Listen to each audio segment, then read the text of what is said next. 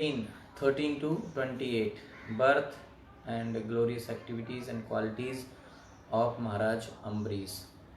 Text 13. नाभागाद अम्बरीशो अभून् महाभागवतः कृति नास्पृशद ब्रह्म सापोपि यमुना प्रतिहतः क्वचित्. Nabhagad, from Nabhag, Ambrisha, Maharaj Ambarish, Abhut took birth. Mahabhagavata, the most exalted devotee, Kriti, very celebrated. Na Asprishat, could not touch Brahma, Sapaha api, even the curse of Brahman, Yam, unto whom Ambarish Maharaj na neither Pratihata failed Kochit at any time. From Nabhag, Maharaj Ambarish took birth. Maharaj Ambarish was an exalted devotee, celebrated for his great merits. Although he was cursed by an infallible Brahman, the curse could not touch him. This is the glories that a Brahman curse could not harm Maharaj Ambarish. You can understand the power of and glories of Maharaj Ambarish.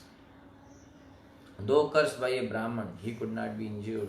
This means uttering fiery words like a thunderbolt, may this burn you up, since its effect is unavoidable. Okay, so that curse which Durvasa Muni gave, and Durvasa Muni is such a powerful Brahman, that curse itself, even that curse could not harm Maharaj Ambarish. That was the power. Sri Rajovacha Bhagavan Shrotum Ichhami Rajarshes Tasya Dhimataha Na Prabhuryad Yatra Nirmukto Brahmadando Duratyayaha. So now Maharaj Parikshit became more curious. Sri Raja Uvacha, King Parikshit inquired, Bhagavan, O great Brahman, Shrotum Ichhami, I wish to hear from you, Rajarshe, of the great King Ambarish, Tasya of him, Dhimataha, who was such a greatly sober personality, not Prabhut could act, Yatra, upon whom Maharaj Ambarish Nirmukta, being released, Brahmadanda, the curse of a Brahman, Duratya, which is insurmountable. So as soon as Shukdev Goswami said that from Nabhag, his son Maharaj Ambarish came, and that Ambarish Maharaj was so powerful, so glorious, that even Brahman curse could not harm him. Immediately Maharaj Parikshit became very curious to know, and he is saying, O King Parikshit inquired, O great personality, Maharaj Ambarish was certainly most exalted and meritorious in character. I wish to hear about him. Shrotum Ichhami, I wish to hear about him. How surprising it is that the curse of a Brahman, which is insurmountable, could not act upon him. This is a very great thing. I want to hear about such a person who was protected from Brahman's curse. Okay.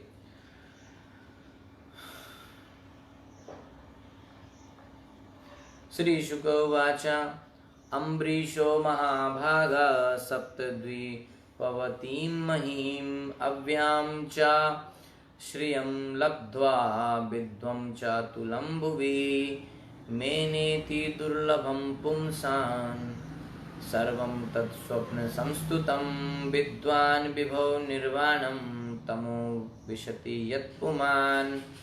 Sri Shukha Vacha, Sri Shukdev Goswami said, Ambrisha, King Ambarish, Mahabhaga, the greatly fortunate king, Saptadvipavatim, consisting of 7 islands, Mahim, the whole world, Avyam Cha, and inexhaustible Sriyam beauty, Labdva, after achieving Vibhavam Cha and opulences, Atulam, unlimited Bhuvi in this earth, Mene, he decided, Atidurlabham, which is rarely obtained, Pumsam, of many persons, Sarvam, everything he had obtained, Tat, that which, Swapna Samstutam, as if imagined in a dream, Vidwan, completely understanding, Vibhav Nirvanam, the annihilation of that opulence, Tama, ignorance, Vishati, fallen into earth, because of which Puman, a person. Shukdev Goswami said, Maharaj Ambarish, the most fortunate personality, achieved the rule of the entire world, consisting of 7 islands, and achieved inexhaustible, unlimited opulence and prosperity on earth. Although such a position is rarely obtained, Maharaj Ambarish did not care for it all. For he knew very well that all such opulence is material. Like that which is imagined in a dream, such opulence will ultimately be destroyed. The king knew that any non-devotee who attains such opulence merges increasingly into material nature's mode of darkness. Purport. For a devotee, material opulence is insignificant. For a non-devotee, this material thing, money, wealth, home, big house, big car, these things are very important. But for a devotee, these things are insignificant, useless. This money, wealth, all these things are useless for a devotee. Whereas, that's what Prabhupada is saying, for a devotee, material opulence is insignificant.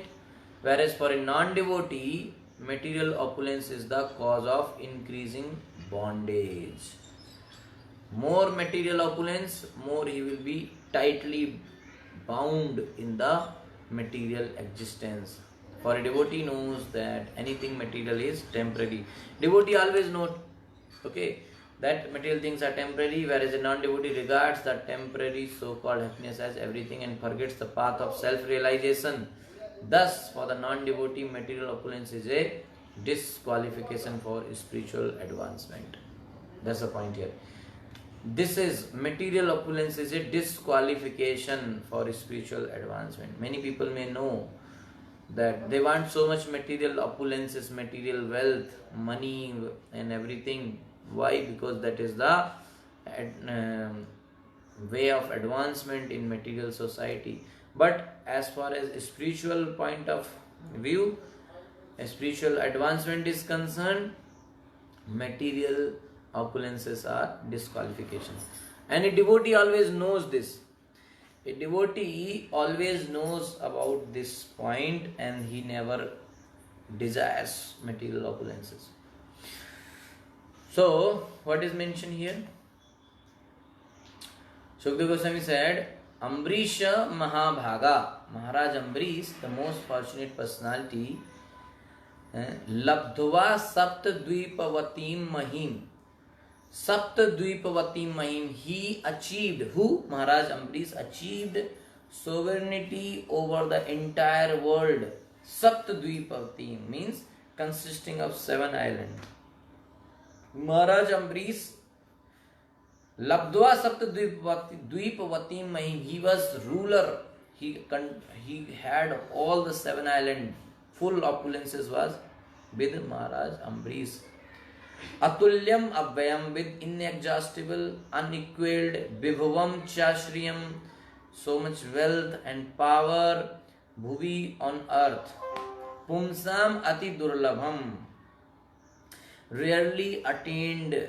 Pumsam Ati Durlabham, such opulence Maharaj Ambarish had, which is Ati Durlabham, very rarely achieved by humans. Nirvanam Vidvana, Vibhava Nirvanam Vidvana. But even though Maharaj Ambarish had everything, but understanding with Vibhava Nirvanam Vidvana, understanding that the power was destructible. Mene Sarvam Tat Swapna Samstutam, he considered it all to be worthless as a dream. Why? Yet Pumantamo, because of which man falls into ignorance. So, even though Maharaj Ambarish was the king of all 7 islands and he had all the opulences which are very rare to be achieved by humans, but still Maharaj Ambarish considered it nothing. How? What was his consideration? Like in dream, if suppose you are sleeping and you in dream you are a prime minister, so whole things are under your control. So, but when you are awake, then you know it was just a dream. So similarly, Swapna Samstutam, he considered all the property which he had, which was actually very rare to be achieved by any human, but Maharaj Ambarish already had. But he considered all the riches worthless as a dream. The riches or opulences achieved in the dream, they are worthless, no use. Similarly, Maharaj Ambarish considered this all. Yes. So that's the way of a devotee acts. He may have so many things, but he will not give them He will not be attached to it. He will use everything in the service of Krishna, and he will know the nature that these all things are temporary. They one day I have to leave them. So he is happy. But non-devotees, their whole life they work to attain more and more money. And from the child age itself, people are feeding the children that you have to study well, so you can earn well, and you can have more money, big house, big car. That's what. But ultimately, nobody is carrying all these things with them. At the time of death, everything will remain here. Okay, so that factor nobody is understanding, and all the things are temporary. Everything has to be given up. They are not permanent. So devotee only understand that. Non-devotee does not understand that, and whole life he wastes for attaining, acquiring all these material things, which are temporary by nature.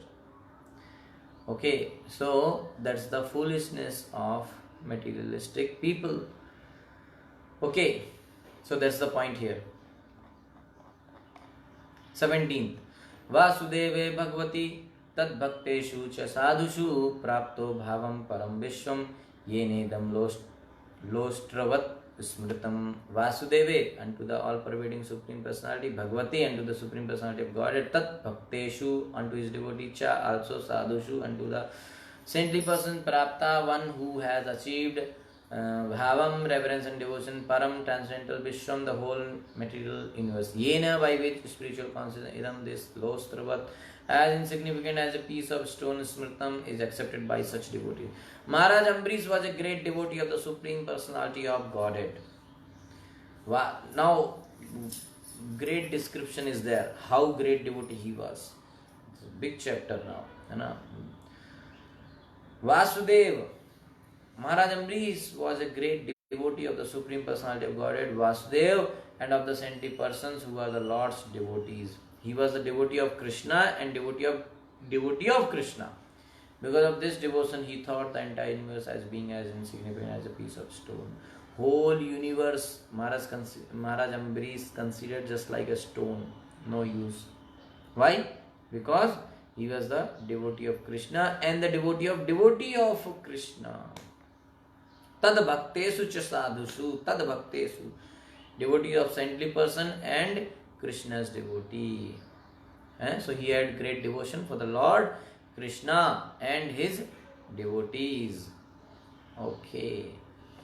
So Maharaj Ambarish was such a glorious king and devotee, and out of 9, like we have 9 devotional service, Shravanam, Kirtanam, Vishnu Smaranam, Archanam, Vandanam, Dasyam, Sakhyam, Atmavidam, Pad Sevanam, all these things 9. So Maharaj Ambarish perfected himself in all the 9. He was perfect example for all the 9 devotional services. Okay. So now next 3 verses, 18, 19 and 20. So I think we can do this verses tomorrow.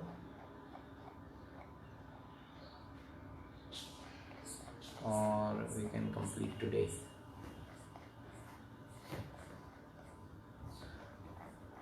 Okay, still we have 20 minutes, we can do, no problem.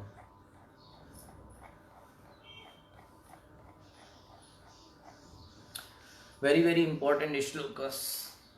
Savai manah Krishna padaravindayor vacham sivaikuntha gunanuvarnane karau harir mandir marjanadishu shrutim chakrachyuta sakkathodaye Mukund lingalaya darshane drishau tadbhritya gatra sparshe anga sangamam घ्राणं च तत्पाद सरोज सौरभे श्रीमत् तुलस्यारिष रसनां तदर्पिते पादौ हरे क्षेत्र पदानुसर्पणे शिरो ऋषिकेश पदाभिवन्दने कामं च दास्ये न तु काम काम्यया यथोत्तम श्लोक जनाश्रया रतिः सः ही Now these are the glories of Maharaj Ambrish, how he was doing bhakti, how he was doing devotional service, how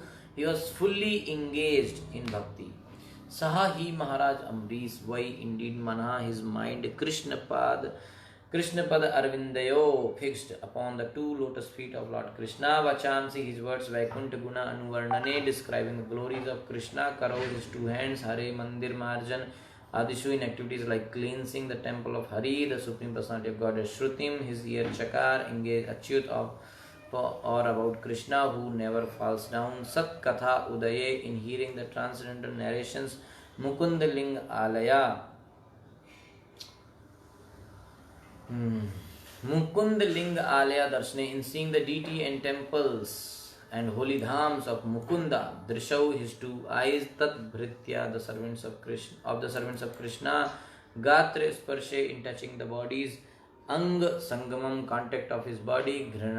Ghranam cha, and his sense of smell. Tat Pad, of his lotus feet. Saroj, of the lotus flowers. Saurave, in smelling the fragrance. Srimat Tulasya, of the tulsi leaf. Rasanam, his tongue. Tat Arpite, in the prasad offered to the Lord. Padav, his two legs. Hare, of the personality of Godhead. Kshetra, holy places like the temple or Vrindavan and Dwarka. Pada Anu Sarpane, walking to those places. Sriraha, the head. Rishikesh of Krishna, the master of the senses. Pada Avivandane, offering obeisances to the lotus feet. Kamamcha, and his desire. Dasya, in being engaged as a servant. Na, not to, indeed. Kamyaya, with a desire for sense gratification. Yata, as Uttam Shlok Jana Ashraya, if one takes shelter of a devotee such as Prahlad, Rati, attachment.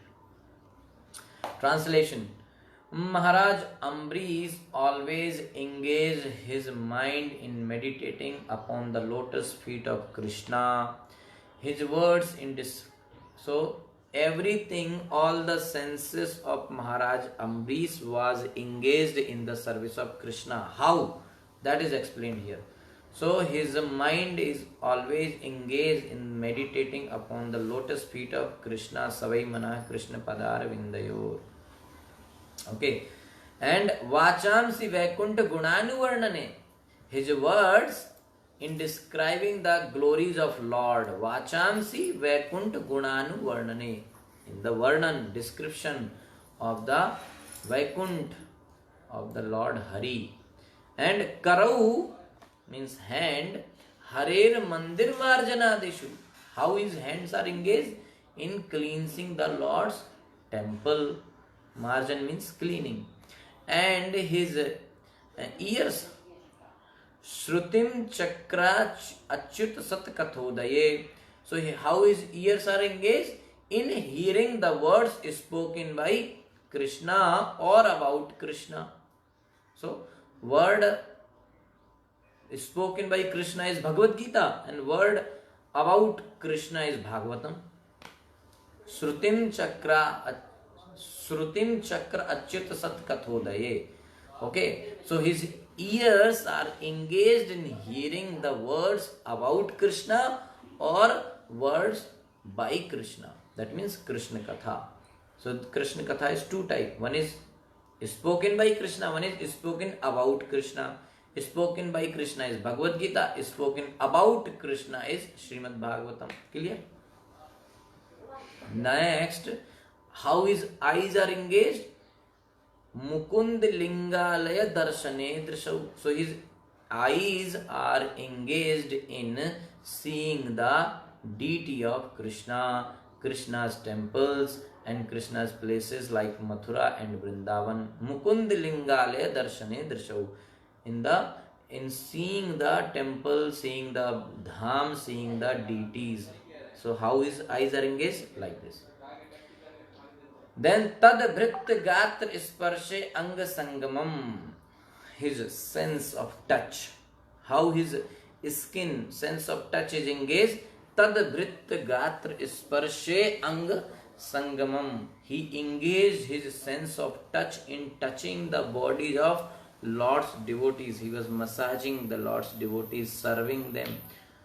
And then smell, Ghranam, how Srimat Tulasya Tat Pad Saroj Saurabhe, how his sense of smell, Ghranam cha. How it is sense of smell is engaged in smelling the fragrance of tulsi offered to the Lord's lotus feet. Srimat Tulasya Tat Pad Saroj Saurabe. The tulsi leaves offered at the lotus feet, Pad Saroj Saurabe, at the lotus feet of Krishna. So, the fragrance of tulsi leaf he was smelling and engaging his sense of smell in the service of Krishna. Okay, then tongue. How his tongue is engaged? Rasanam tad arpite, tasting the Lord's prasad. That's how he engaged his tongue. Then legs. How his legs are engaged? Padau hare kshetra padanusarpane. His legs are engaged in walking to the holy places and temples of the Lord. Dham, Mathura, Vrindavan and temples, in doing parikrama, in going to the Dham. Like this, his legs are engaged in the service of Krishna. Okay. So, Kamam Chadase Natu Kama Kamaya, and all his desires in the serving the Lord without desiring material enjoyment. So, he had only one desire, that he want to serve Krishna. No other desire for any material enjoyment, because he don't have any material desire. No desire for material enjoyment. But Krishna gave him everything, all the material opulences, but he don't have any desire. And he is engaging everything in the service of Krishna. All the Jnanendriya and all the senses he is using in the service of Krishna. Why? Why he is doing that? Yatottam shloka janasriya ratihi. This is the point. He is using this all in order to develop rati as possessed by great devotees. The great Yatottam shloka janasriya rati. The great devotees are having love for Krishna, rati, attachment for Krishna. He want to get that ratihi, that attachment for Krishna. So he is doing this. So that is the goal. Okay. Purport by Srila Prabhupada. In Bhagavad Gita, so here how Maharaj Ambrish engaged in the service of the Lord, that is explained. In Bhagavad Gita 7.1, the Lord recommends Maya Asakta Mana Partha Yogam Yunyan Madashraya. This indicates that one must execute devotional service under the guidance of a devotee or directly under the guidance of the Supreme Personality of Godhead. It is not possible, however, to train oneself without guidance from the spiritual master. So, if one wants to attain such kind of devotional service, then one must take guidance and training from a spiritual master. One cannot think, I will do my own. That is not possible. Therefore, according to the instruction of Srila Rupa Goswami, the first business of a devotee is to accept a bona fide spiritual master. Without the help of a spiritual master, without the training given by a spiritual master, one cannot attain perfection. Okay. So, Srila Rupa Goswami therefore advises that the first business of a devotee is to accept a bona fide spiritual master who can train him to engage his various senses in rendering transcendental service to the Lord. Like Ambrish Maharaj, all the senses he was using in the service of Krishna. So Guru only will teach us how we can engage our senses in the service of Krishna. The Lord also says in Bhagavad Gita 7.1, Asamsayam samagram mama yatha janasyasi tachrunu. In other words, if one want to understand the Supreme Personality of Godhead in completeness, one must follow the prescriptions given by Krishna by following the footsteps of Maharaj Ambrish. So if anyone want to understand Krishna in completeness, what he has to do? He has to follow the prescription given by Krishna by following in the footsteps of Maharaj Ambrish. How Maharaj Ambrish was doing, like that he should do. It is said, Rishikena Rishikesha Shevanam Bhakti Ruchyate. This is the trick. Bhakti means to engage the senses in the service of the master of the senses, Krishna, who is called Rishikesha or Achyuta. Okay. So Rishikena Rishikesha. Rishika means Indriya and Rishikesh means controller of the Indriyas, controller of the senses. So because Krishna is the controller of the senses, so senses should be used in the, Krishna is the master of the senses, so senses should be used in the service of master who is Krishna. Okay, so that's how Maharaj Ambrish was using all the senses in the service of Krishna. So these words are used in these verses. Achyuta Satkathoday Rishikesh Padavi Vandane. The words Achyuta and Rishikesha are also used in Bhagavad Gita. Bhagavad Gita is Krishna Katha, spoken directly by Krishna, and Srimad Bhagavatam is also Krishna Katha because everything described in the Bhagavatam is in relationship with Krishna. Okay, so these three verses, 18, 19, 20, three verses describes Maharaj Ambrish sadhana, sadhana for producing prema, that is the prayojan.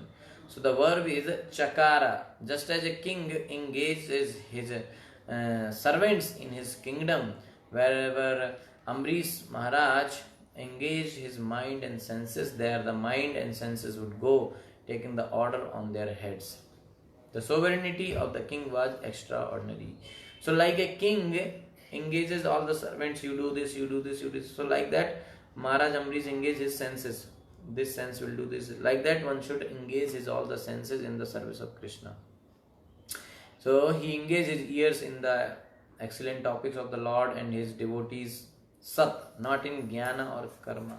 He engaged his ears in hearing Krishna Katha, the glories, not about the Jnana or Karma Kanda, another thing. He engaged his eyes in seeing the forms of the Lord, the Roop,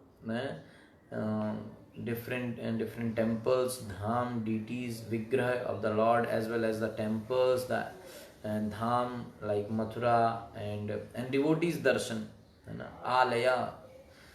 So he engaged his nose in the fragrance, in smelling the fragrance of tulsi leaf which was offered to the lotus feet of the Krishna, and he engaged his tongue in the food offered to the Lord. He engaged his feet in repeatedly going to the places such as Mathura and Vrindavan and temples of the Lord and doing parikrama of the temples of the Krishna. And then he engaged his head in going down to the Lord and the devotees.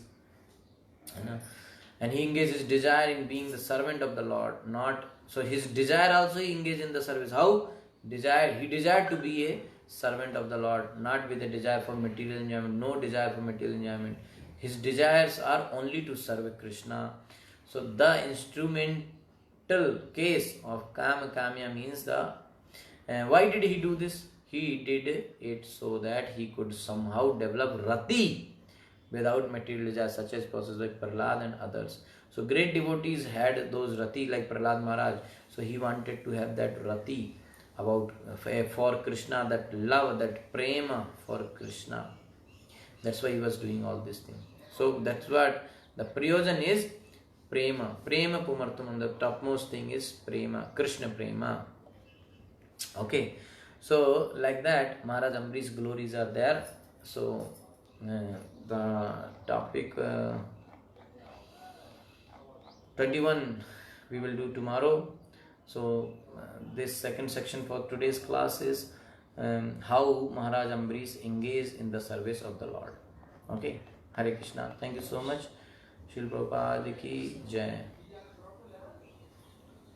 So tomorrow in the 21st shloka we will discuss that being engaged in devotional service. Now there's another trick.